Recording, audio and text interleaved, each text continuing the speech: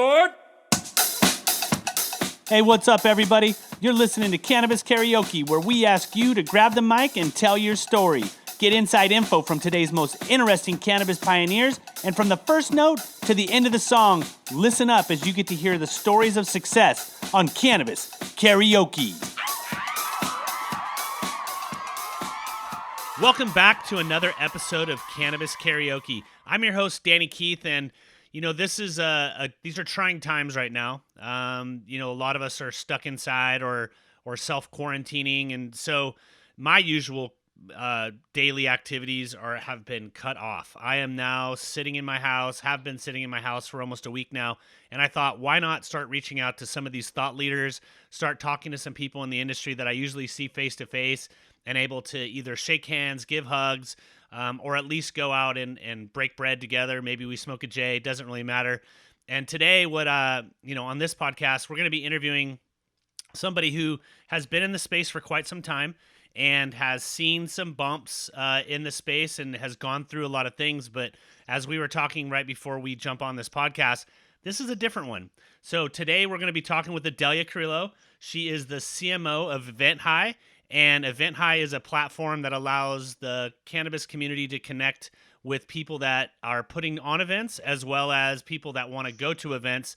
And she's been doing a great job on social media. And just want to welcome you to the show, Adelia. Thank you for giving me some time today.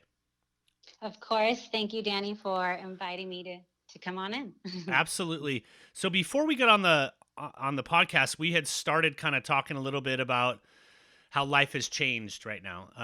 You know, this COVID virus or coronavirus or pandemic or however you want to say it has kind of caught everybody by surprise. I think as Americans, we thought it wasn't going to happen to us. And, you know, now we're seeing the outfall of that from, you know, pacing on track with Italy. We're seeing bars and restaurants closing. And you as an event producer and someone as a conduit to events being produced, I guess, are seeing some pretty interesting things. And I saw on social media yesterday that you had started talking about the potential of doing virtual events.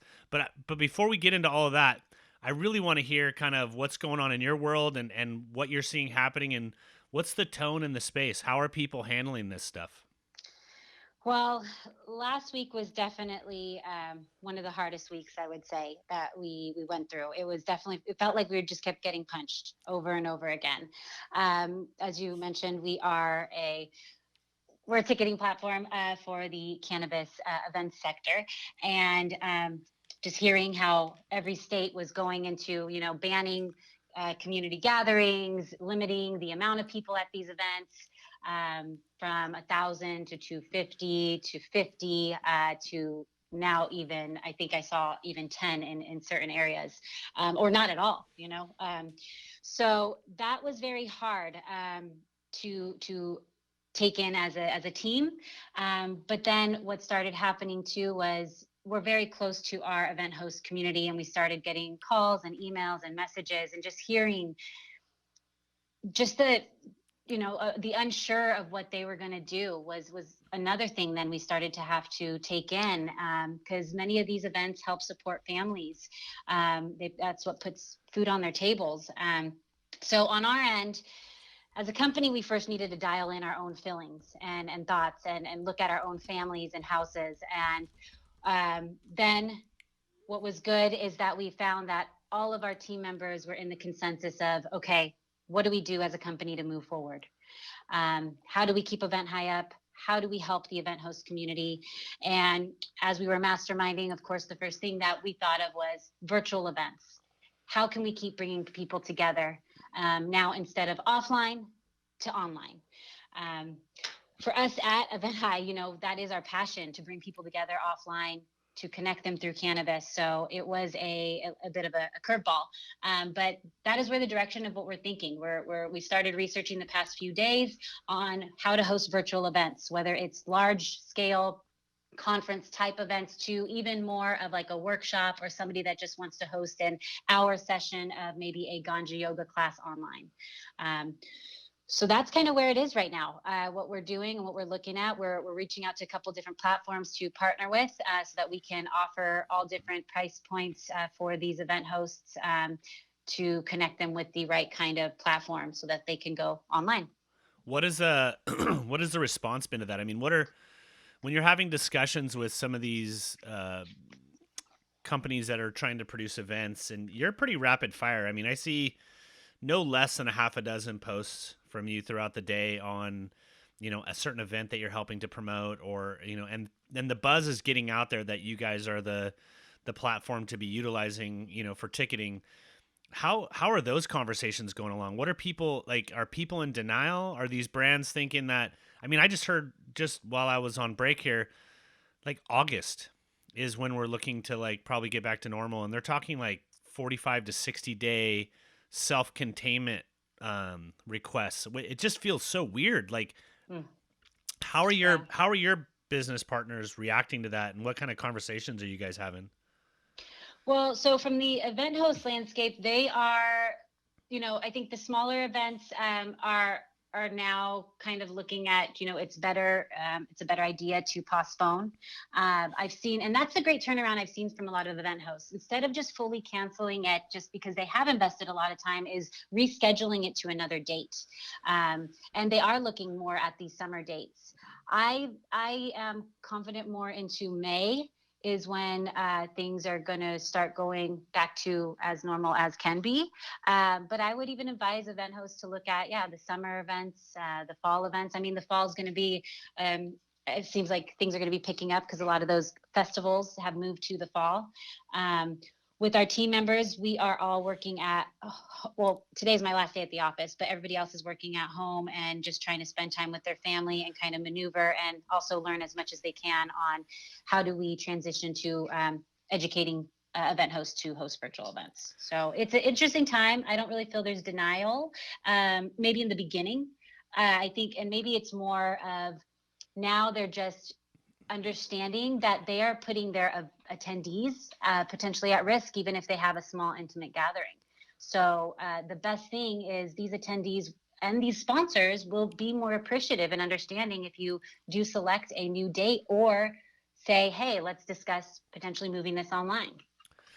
You before we kind of embarked on this pandemic and this interesting time we're in, people were starting to have event fatigue, right? Like people were starting to be like, oh my God, there's too many events and blah, blah, blah. And now I think people are going to come out after this and embrace all these events and be a little bit more appreciative. Is that kind of something you're hearing? Like, in speaking with the companies that you just mentioned, are you having any interaction with any of the attendees? Are they contacting you, asking questions, clarity? Like, what's that side, if at all?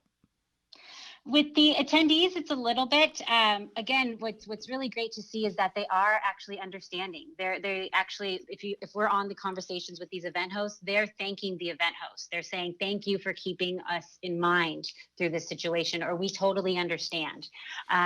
So that's what's really good to see on that end is people are being open to this and realizing that this is a situation we haven't really kind of encountered in the US or in general. I think the bigger picture, you're right. After this, and I look at this from a broader scale, like I look at this global. I feel like the one thing that's going to come out of this situation is humans are going to start realizing we are all in this together. This is a world global epidemic or a pandemic that is happening. And I feel like maybe this situation will allow for all of us to look at us more as a human, like as humans, as humanity, instead of um, the way things were before. The hustle and bustle. I mean, I think what I'm hearing you say is people are definitely going to appreciate the in-person connection again. Hmm. One of the things that I literally have not left my house but twice in the last week. I'm asthmatic, and so I've had lung problems my whole life. I've collapsed a lung, and so for me, when I started reading up on this in the very beginning last week, I started stocking up on food. I started like, making plans not to go anywhere. I let, my coworkers know that, hey, I'm probably just going to be stationary. And everybody was kind of like tilting their head, kind of like, what? What do you mean? Like, it's not that bad, is it? And now here we are, like, not even a week later. and people are, grocery stores are getting ransacked, and things are starting to get a little bit crazy. When you're talking about postponing these events, what kind of timeline do you look for on that? Has anybody started to select those timelines? And then what kind of events, you have such a broad spectrum of events. I'd like you to speak a little bit to kind of all the different verticals or categories that you guys cover, and what that means to have to actually try to postpone such a volume of events. Yeah, so more of the B2B events, we have seen them reschedule, and they are pushing it out to, I think the first one, there's a couple in July, August, and the furthest one, I believe, was October. So these are more, again, larger scale, 250 and plus, up to a couple thousand attendees. So it's definitely an interesting maneuver. Another B2B event that we've been in discussions with, theirs is about 500 attendees. They're looking at actually now testing out virtual opportunities. So they are looking at hosting a virtual conference. And their event is in the later of the year, but they're thinking no matter what, even when things get better around that time frame, they still want to potentially offer this virtual option, because that's just more of an offering for sponsorships as well. You get to, and even attendees, you can have attendees from nationwide, really, even and potentially globally, tune in to learn and to see these brands or speakers. So there are some upsides to that. Yeah. What is who can you tell us who you've been talking to about virtual events, or is that kind of under wraps? I don't think it's necessarily under wraps, I would say. Uh, so I guess in regards, yeah, I don't know. Because One I of the know I know companies. there's one that's being planned by a group out of Florida that Okay. that has been thinking about doing a virtual event. And I ironically, it wasn't because back this was back in August I was speaking to them, and it wasn't necessarily because of any pandemic, but it was exactly what you just said, which is better return for the sponsor, um, more wide ranging and less geographically restricting for people, and expense wise. I mean, let's face it, we all zigzag all over the place. I mean, I went out and did an event out in Florida, and it cost me to just go out there and do a turn and burn panel, was about 2 grand, and I didn't Yeah. even go out. I didn't entertain. I didn't do anything. And so virtual events, what could be born out of this, and what I'm kind of trying to see if where you're leading, your company on this is like, that doesn't just have to be for now. Like virtual events could come online and be the way that we do things going forward, because Mhm. maybe someone in Idaho wants to come to an event, but they can't. And so therefore creating a virtual event, you don't run into layout issues. You don't run into not having enough booths. You don't run into categorically alienating anybody. Mhm. I think you would be more profitable because you could lower your price and have more people, and then more people, depending on how you navigate that. You have more people getting more out of what they're participating, and you could probably actually charge the consumer versus having to have a free event and be bearing all the cost on the sponsors. So when you're thinking about these virtual events, have how far down the path have you gotten as far as how to deliver those virtual events and Mhm. what they would look like? Like how would a B2C event work, or even a B2B? Like, Mhm. are you guys doing like Skype meetings? Like, it would seem to me like a video component would be important, but not necessarily necessary. Yeah. So, well, you did touch on a big point. As we were masterminding about the ideas of what we could do and offer, we definitely saw that this offering of virtual events is not just a short term, opportunity, not even opportunity, just an option. It's not a short term option. This is definitely something that can be utilized going forward, and we definitely see the benefit of that for many of these event hosts.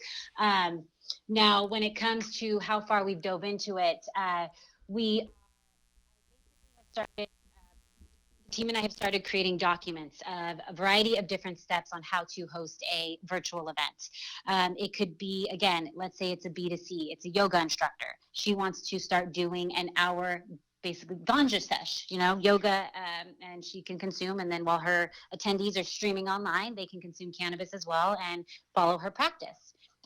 that's needed right now. We all should be kind of tuning into a more mindfulness approach, especially with the way things are going. So that's an excellent option.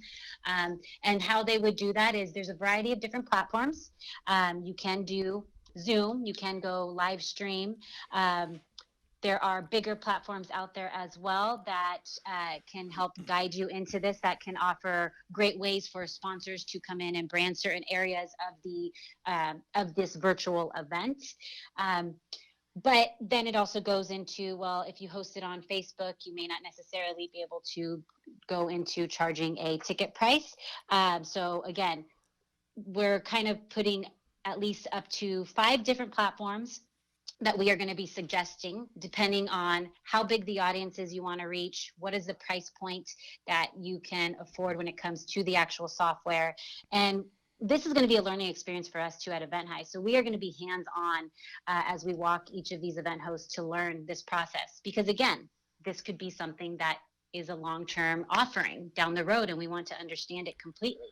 So we're going to be doing just as much as learning as everybody else, but we've definitely started the processes and documenting a variety of different ways and outlets. For some reason, I just feel like what keeps coming to mind is like the Sims game, right? Like you jump in to an environment, you create your avatar, your profile, and then you kind of walk around the trade show. Do you see the virtual events getting that detailed to where you're actually kind of in an electronic world and you're basically you can create whatever avatar you want, obviously, and anonymity probably is not preferred, but do you see something to that level, or how do you see people being able to kind of go in and check out different brands? Is it a clickable map? Like, have you guys gotten that far as like what you think the actual experience would be?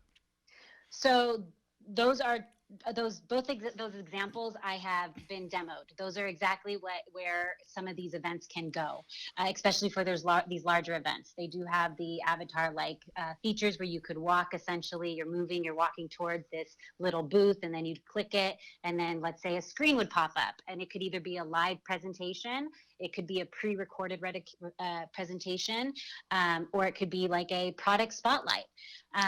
So there is so much that you could do and create within the content. I think the one thing though that may be a learning curve is creating the content. Sure. So it just depends. That's when the questions come into, does the event host work with the brand to create that content? Do they just tell them, hey, this is what you're going to do, and the brand then has to go and figure out how to do it for them? So there are some things when you get to those larger scale virtual events that will need to be discussed and detailed. So the virtual, let's say, larger scale events, I don't think this is something that could be done within like a week. Like those will take a lot more time, but more of these webinars, these workshops, these smaller, these more intimate kind of virtual events will be a little bit easier to start pushing out within the next few weeks. We tested out one today. I'm a part of a group called Humboldt Grace, which is kind of for like the legacy and newcomers to connect online. And we did our first like online event. This was through Zoom, and it was a pretty easy process. But then again, it also goes into the production value. If people are going to be paying to see some of these events online, you need to make sure that your equipment is good. You need to make sure that the quality is good, your internet's strong, because the last thing you want is to bring in a speaker and then it just keeps cutting out. No, for sure. I'm I'm also kind of seeing. Sorry, I'm kind of dazing off here. I'm thinking, what happens? Every event has that vendor that pays but then never shows up to set up their booth. So as I'm like the Sims character walking through the trade show, I'm gonna look over and there's gonna be this empty booth. Like when you were saying the quality of the production, I would imagine that the brand would want it to, it's just like a shitty booth. Like how many times have you walked by a booth, you're like, why did these people pay $10,000 to be here? And they've literally look like they're a 1970s garage sale. I would imagine it would be up to each brand to really showcase and kind of put their best foot forward. But then you're also going to have brands that pay that won't even show up, Yeah. And so how do you I think I really like this idea of the virtual event because I feel like for myself, right? Like I could go to so many more events if some of these were virtual or if they were virtual and physical, right? Like I do you see Yep. that component potentially happening where people that they're going to put these events online as well as let them be a physical attended event? Yeah, I definitely do. I mean, some people are already kind of testing it out themselves with their own events. They're going and doing Facebook Lives while they're at their actual event, you know? So I do see this. And then it just, again, goes back into how far in depth do they want to produce it? Do they want these brands to create content specifically for the online community? And then the attendees at the actual show will get a different, maybe not a different content, but the in-person presentation or hear that keynote in person.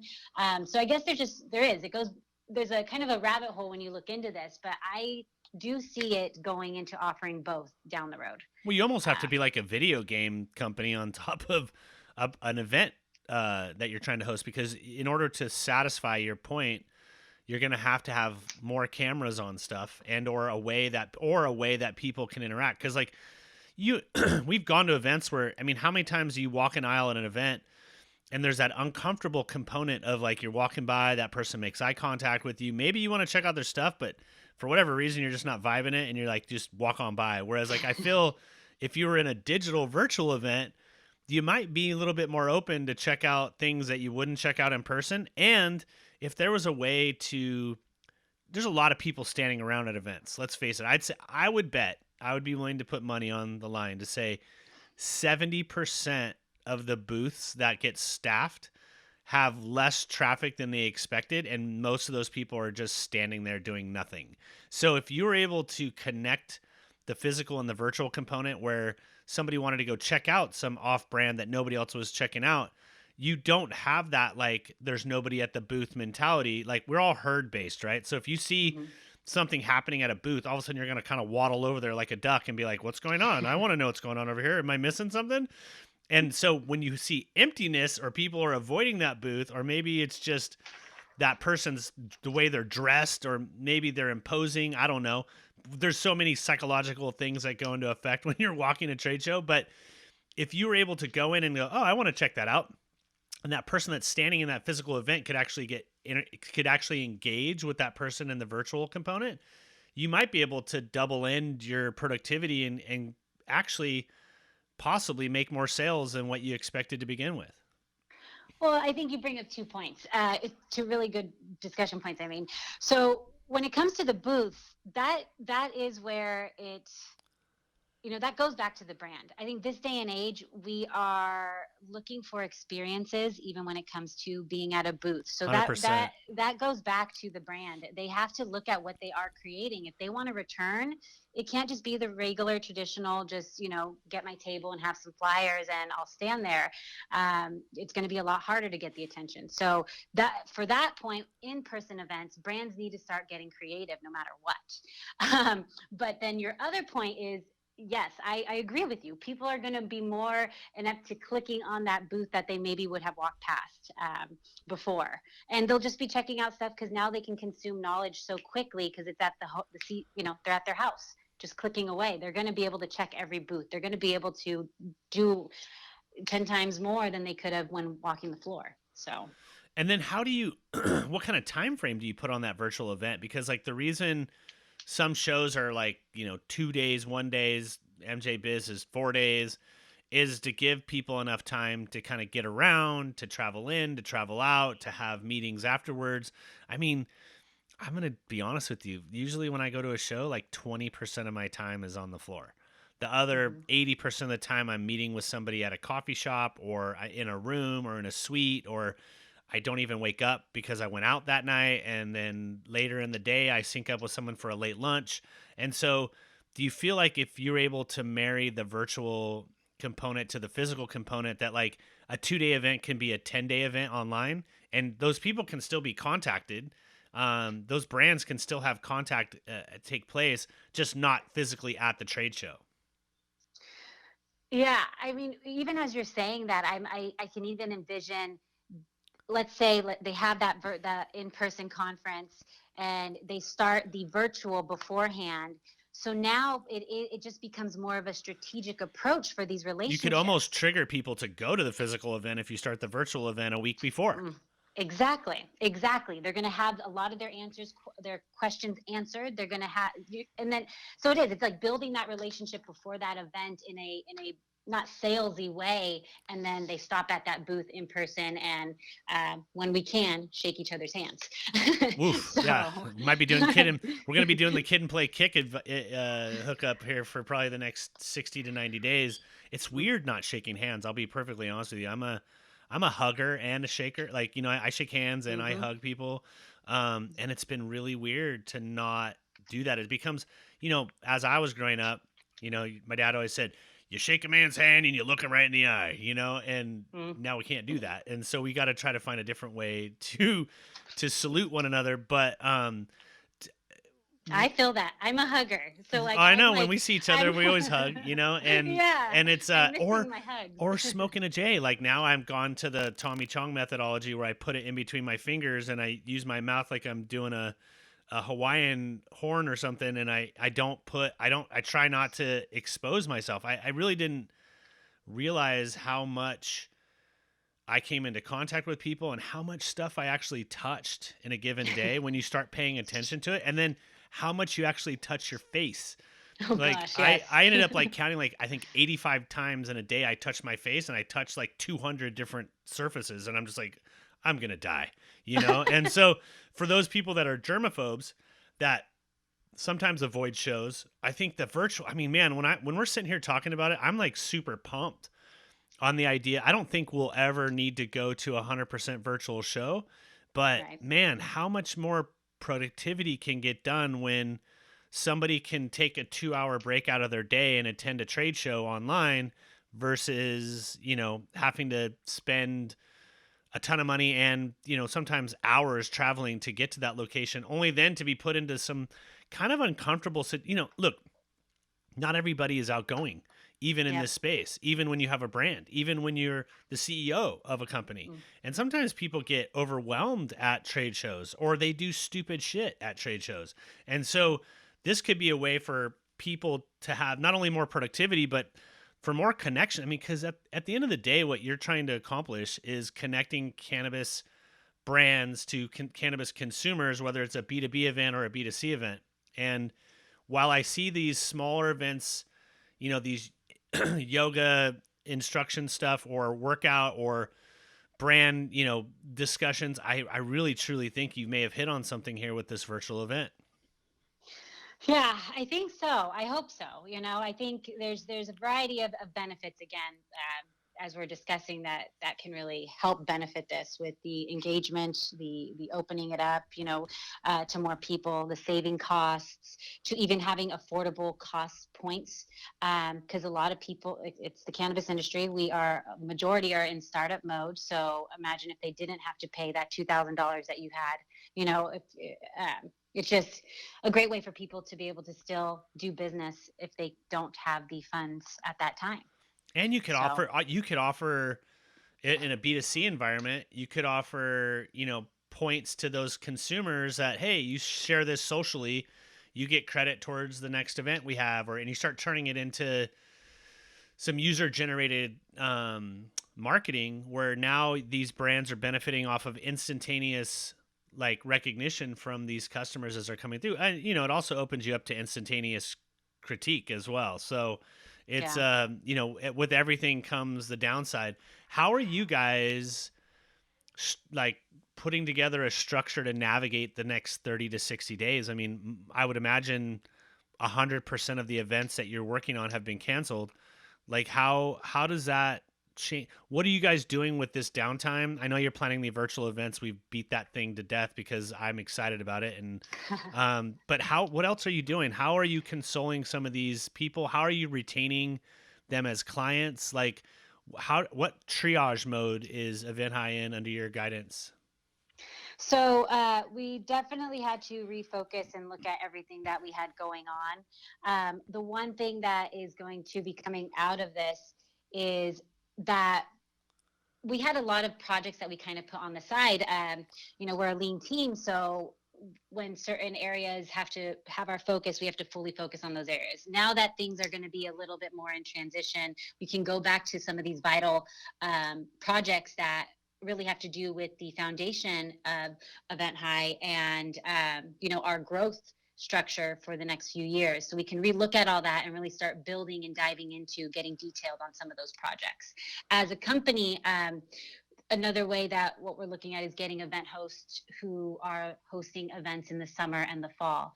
That's really what is going to be able to that obviously the virtual events, but that is also another way that will help us continue to move forward. I mean, it's definitely hitting us. We're a startup. On top of that, we were in discussions with some investors, and the conversations are changing. So we have to get lean and gritty and figure out the next move that we're going to take. But the way that our team has been acting and coming together, I'm highly confident that we are moving forward, and we will see the light through all of this. But the biggest thing is the way that it will happen is by working together, by bringing people together that are all being affected by this. So everyone in the event landscape, we are reaching out to all of them, even if they're considered maybe a competitor or not necessarily a competitor, whatever it is, we're reaching out to them and saying, okay, how can we all do this and converse and work together to where we all can move forward. So those are some of the ways that we're doing that right now. So internally, relooking at things, getting more structure, and filling the cracks that we may have avoided while we were trying to move forward during startup life. Next is the events that are happening in the summer and the fall. We're working on that. We're helping event hosts sell sponsorships for their events too now as well. So we have a sales team that can do that. And then also just reaching out to everyone in the event landscape to work together. So those three things. Do you feel that the economic impact is going to be, we haven't even begun to measure, not just in cannabis but globally? I mean, restaurants are closing, bars are closing, the whole world's shutting down, which has not happened in well over 100 years. I mean, the back east see snow days, and occasionally we have power outages up in California where you don't go to school for a day, but nothing to this level. I mean, this is so surreal and so different for everybody. When we come out of this on the back end, is there any thought around your guys' company? I don't know how to phrase this, but you got costs that you charge people to work together. Are you looking to abate some of those costs? Are you going to reduce those fees? Like, what is your financial component? Because you guys need to make money too. So it's like we went to a hard stop. The merry-go-round stopped turning. Now we've got to start, and when you start pushing a merry-go-round that's full of people, it takes like a couple rotations before it starts getting the momentum to get itself back on its feet. What are you guys thinking at all about how that will look? And if you can get these virtual events going, I would imagine that plugs a huge gap in your guys' financial prowess. But what about these physical events, and how are you going to help? And even at the virtual ones, like, are you guys motivated to move around pricing, or is that something that you haven't even just thought of or discussed, or what's your guys' take on that? Well, I mean, if you look at it already, we are actually cheaper than our competitors. So Eventbrite, our service fees, our processing fees are cheaper than them. So at the end of the day, like, I don't know if a lot of people recognize this, but we need the masses to be able to scale our company, because we only make certain fees. So there's really, at the end of the day, I don't know what other costs there's no other costs that we could really lower, because we are already kind of lower than what is out there.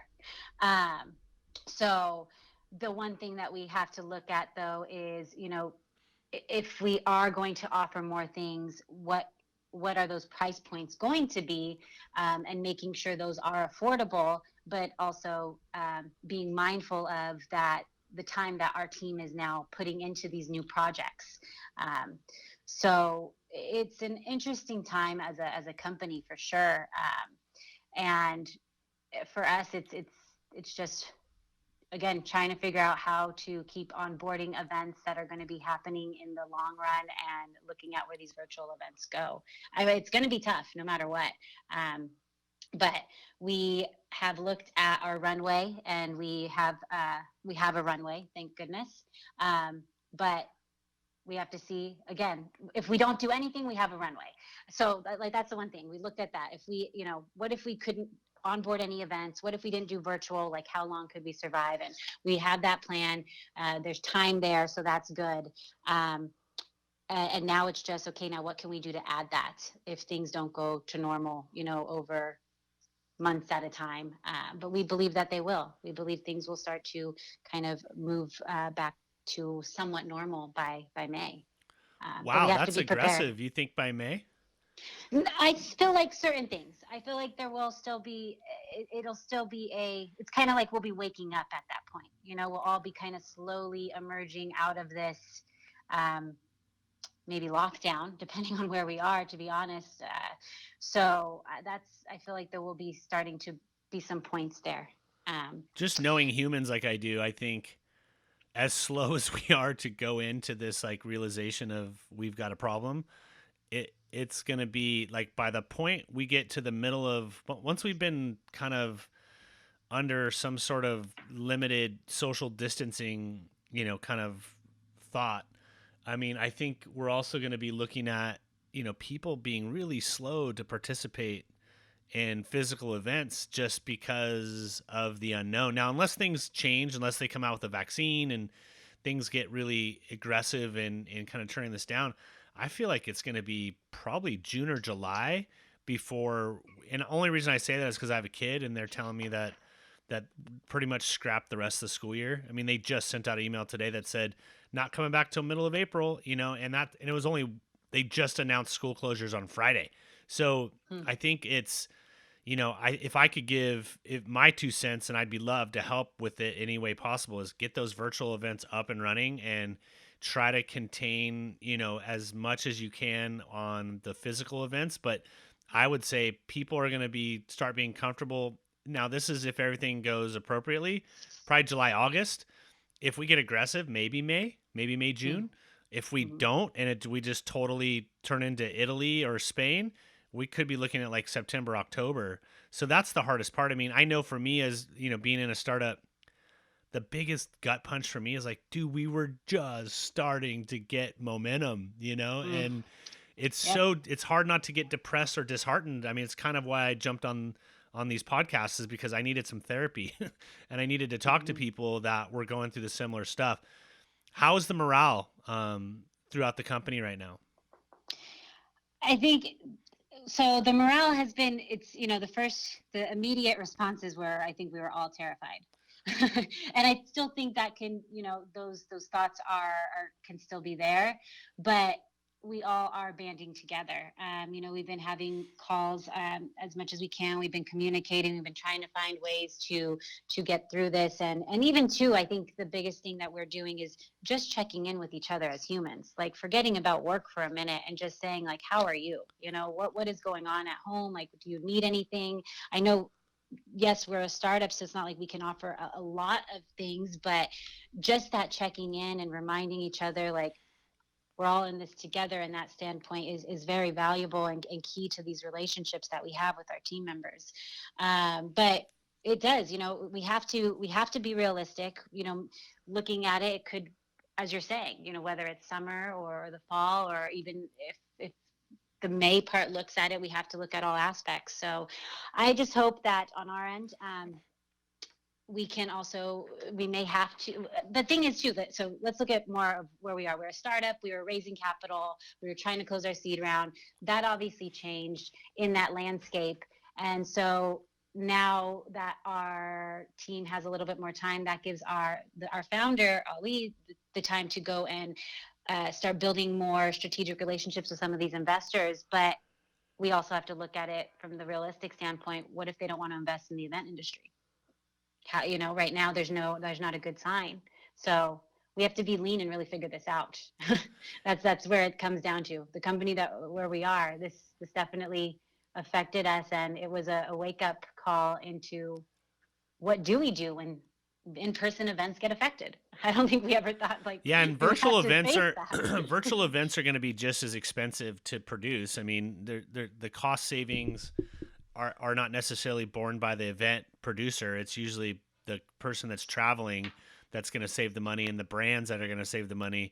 But the person putting on that virtual event is still going to have a venue that they're going to have to rent, if you will, and they're still going to have to do certain things that are traditional. I hope. Well, I can bet that the brands, if this opportunity is presented to them, Mhm. would be very receptive because there really isn't anything else going on. And Yep. so they may not have as much money to put forth into sponsoring an event or participating in the event, but I'm sure you guys will find, or whoever you work with will find a way to facilitate that. And of course, as always, if there's anything that I can help with, I've always been an open door for you and an open book of whatever connections I have. If you don't already have them, down to help. I think that's the overarching theme, that comes out of situations like this, which is like people sticking together and trying to help one another out. Yeah, very true. Well, and that's the one thing too. So it is costly to even host a virtual event. And one of our biggest things is as we're reaching out to some of these companies that we may partner with, we are asking them to look at offering basically offering discounted rates, offering a more affordable rate that we can offer to the cannabis event sector. We've had two of them who've been very open to that and have drastically cut down their costs. We're also looking at a variety of ways on our end to what we can do to where we might be able to offer it in a lot more affordable manner as well. So this is definitely just another huge kind of hurdle to overcome. We're going to be learning just as much as everybody else, but again, it's just trying to think it through and think it through clearly and just keep the communication open with our audience, whether they're brands, event hosts, or even event goers. So smart. You're very smart. Sometimes smart people hit walls and they give up, and then sometimes they just try to climb over or around it. And you've always been one that's participated in the latter. Usually nothing gets in your way. You're a very persistent person, and I've been stoked to be your friend over these last couple of years and watch you grow and pivot. And I've hoped that that I've helped you out where I can, and love the fact that you're willing to get on and talk about these hard things. It's really important for the industry to hear. And so as we wrap this up, I want to go ahead and give you a chance to, give shout outs why don't you list off your website and your social properties and kind of how to get a hold of you. Yeah, well, I want to first thank you, Danny, again for always being a friend and even just inviting me on here to discuss it. This is also like a little therapy on my end too, because we're in the grunt work of doing this all. So getting to speak authentically, I guess you could say, definitely helps me as an individual. And then shout outs. I want to shout out our team. We couldn't be moving forward without them. I want to thank the event community who is open to looking at other opportunities and working together through this so that we can all keep moving forward in some sort of manner. And then for those who are interested in learning more about EventHi and what we do, you can go to www.eventhi.io. And the hi is like a HI, so hi, hello. Or you can find us on Instagram at eventhi.io. That's a wrap. Thank you for listening to this edition of Cannabis Karaoke, another kick-ass podcast about all things cannabis. You can find us on iTunes, Spotify, SoundCloud, and our website, cannabiskaraoke.tv. And if you or someone you know would like to be on the show, please hit the book your interview button on the right. Cannabis Karaoke. Grab the mic and tell your story.